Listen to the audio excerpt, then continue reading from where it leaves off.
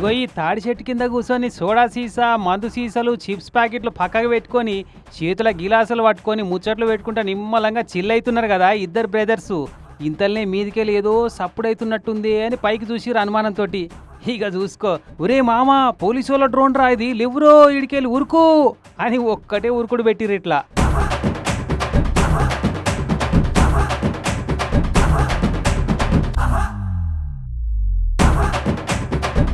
కృష్ణా జిల్లా గుడివాడలో ఉన్న ఓ ప్రైవేట్ ఇంజనీరింగ్ కాలేజీ వెనుకపంటి పొలాలలో కూర్చొని ఇట్లా మందు కొడుతున్నారట కాకలిద్దరు. డ్రోన్ కెమెరాతోని కనిపెట్టి ఇద్దరిని అరెస్ట్ చేసి కేసు నమోదు చేసిరట పోలీసోళ్ళు.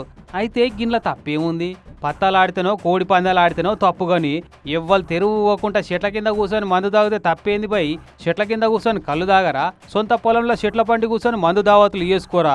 ఇది ముమ్మాటికి మంది స్వేచ్ఛను స్వాతంత్రాన్ని మందుబాబుల హక్కులను తుంగల దొక్కినట్టే అని కొందరు అంటుంటే, బహిరంగ ప్రదేశాలలో కూర్చొని మందు కొట్టేటోళ్ళ తోకలు కత్తిరించి కంట్రోల్లో పెట్టడే కరెక్టు అని కృష్ణా పోలీసు వాళ్ళను మెచ్చుకుంటా ఇంకొందరు కామెంట్లు పెడుతున్నారు.